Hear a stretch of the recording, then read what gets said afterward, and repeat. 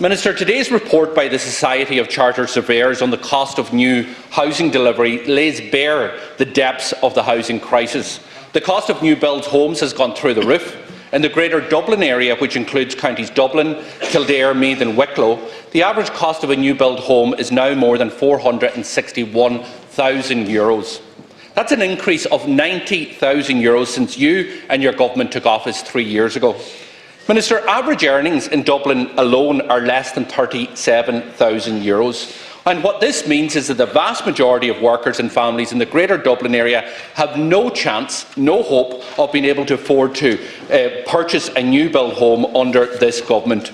And that fact extends beyond Dublin. The average cost of a new home in Cork now stands at €433,000, and on it goes throughout the state. And this reflects the abject failure of your government's housing plan, because you haven't turned a corner. As the prices of new builds go through the roof, housing is becoming less affordable year by year, with workers and families locked out. And that is why home ownership is falling under your government. This comes just a week after we learned that new rents have soared by 12% in the past year, with tenants now forking out an average of €4,000 more per year to their landlord since when you took office 3 years ago. And if we turn to the government's record on delivery on affordable purchase homes, the results are equally as damning.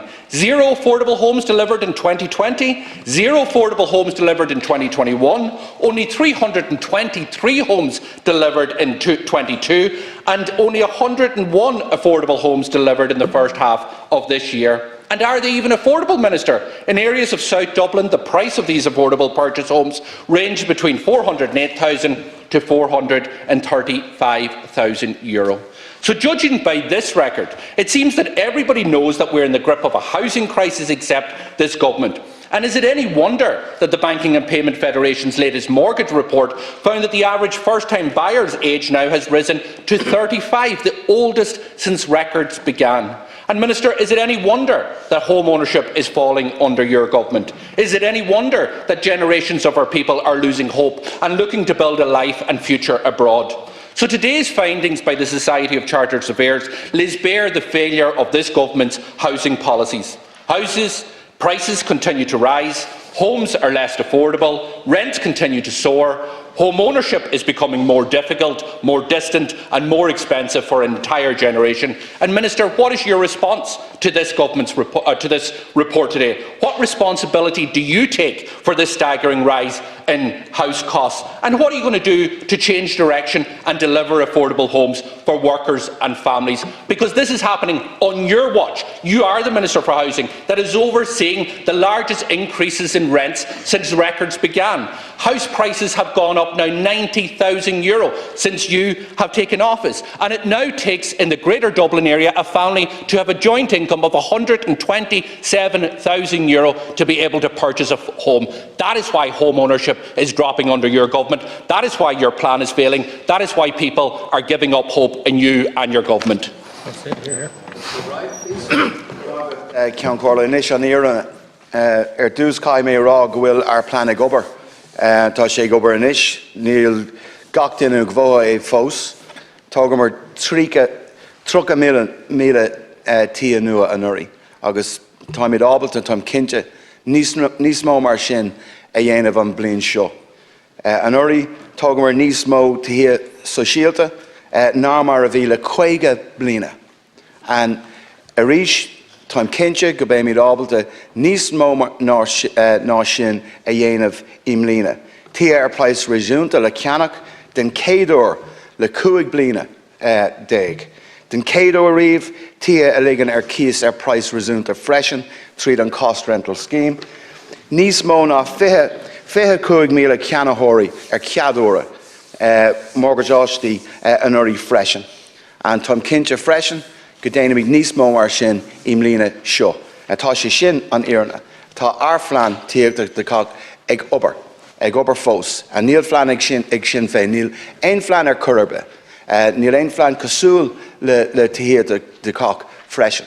Agus táim cinnte go bhfuil an dul chun cin atá ann ar cursaí tíochta ag siúl tríd an blin seo agus an bhlín seo cogan. In relation to the SCSI report, what Deputy Doherty has neglected also to say is that the SCSI are very clear about their supports for government schemes like the First Home Scheme, like the Help to Buy grant, like the development levy waiver to boost home ownership and reduce costs. All three, I'd remind you, Deputy, you're opposed to. Your party are opposed to all of them. So if a first-time buyer is watching in here today and who wants to buy a home, they need to know that Sinn Féin does not want to give them back the €30,000 in tax that they've earned to help towards their deposit. They also need to know that the thousands of households who've been approved under the First Home Scheme, many of which are renters stuck in a rental trap, they also need to know that you and your housing spokesperson and your whole party here are opposed to that, a scheme that's actually working. So what you do regularly, Deputy, is come in here and rail against government. That's fine, that's your want. But as the main opposition party, you have a responsibility to actually put down alternatives. Now, we were waiting for your housing plan that Deputy O'Brien said he'd bring forward in July. Never brought it forward. And then instead, what he did a month after the budget, he produces and your party produced your alternative budget. And in your alternative budget, 2.5 pages committed towards housing and what you would do on housing. Sinn Féin, 2.5 pages, nothing else. Inexplicably, also, Deputy Doherty, and you may want to clarify this with your colleague next door to you, is that another area in which we're actually getting families into homes is by tackling vacancy and dereliction. On Joltas Faluntas Creekona, over 5,000 applications, nearly 3,000 approvals. And your party, even though your deputies come in and ask me to alter the scheme, you oppose it. You made no provision whatsoever in your alternative budget for any funding whatsoever for that grant. So if you want to also maybe inform the House here today what your position is on that. And I did note with interest earlier on this week on Tuesday night, and maybe it was after the day that you had, is that you've also now stopped talking about bringing back a moratorium on evictions. You've dropped that. You've dropped that. And you've dropped that because you know the measures that we brought forward are working, like the tenant in situ scheme. So, you know, this is serious politics. Government is about implementing policy and making a difference for people. Time is up. Deputy. I'm not even going to respond to all the misleading points that the Minister said, because it is complete deflection. But what I will respond to is the fact that you are stating that your plan is working. And I would genuinely ask you, or any of the ones that were laughing and heckling there, do you think it's working when we've seen the record level of rent increases ever since records began? 12%? Do you think it's working that when house prices in the Greater Dublin area have increased by 90,000 since you folk took office 3 years ago? Do you think it's working for the renter who's struggling, who is now paying €4,000 more to the landlord every single year than when you took office? Or do you think it's working for the nearly 4,000 children who woke up in emergency accommodation today? Because I know where my party stands, I know where we stand. Your plan is failing and failing dramatically, and every bit of evidence shows it. So I've asked you, Minister, what are you going to do about the report that is published today? The report states very clearly that house prices in the Greater Dublin area have increased by €90,000 since you became Minister for Housing in the last 3 years. It is told us very clear that to purchase a home you need a joint income of €127,000 when the average income in Dublin is €37,000. What are you going to do? Because you have no plan, you have no ideas, you're out of ideas and you're out of time. That's the reality. Minister. What we need to do and what we're doing is increase supply across all tenures. Across all tenures. And Deputy Donnelly knows that very well because he's been out turning sods with me in his own constituency, the largest social and affordable housing schemes in the country in Mulhullart. In Donabate, Portrane, in my own area, one of 1,200 homes that your own party objected to, by the way. But we're increasing supply and we will do over 30,000 homes this year, between 40% and 50% of them actually supported by the state. We have a very strong pipeline into next year, and we are turning the corner on housing delivery. And yes, Deputy, there remains challenges, and there certainly does, and the single biggest priority is those who don't have a home to enable them to get a home.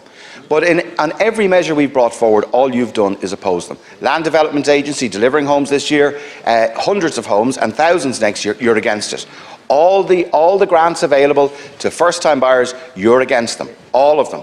And inexplicably, your party continues to object to housing all over the country. Ask Deputy O'Snuddy behind you as to why he objected to 200 social and affordable homes in his own constituency. Now we move to the Leader of the Labour Party, Deputy Ivana Bacik. Please do not accuse a member of the House, Deputy O'Snuddy, of lying. Do not. If somebody stands up here Do not and says an untruth to this House, it is a lie in anybody else's terminology. In this House, we have to call it an untruth. It is an untruth that I objected to the House you are talking about. It is an untruth. It is a lie. Thank you, Deputy. Resume your seat now. Please, Minister. Please do not exacerbate the problem, please. Please, no. Would you please have a bit of manners, everyone? Please.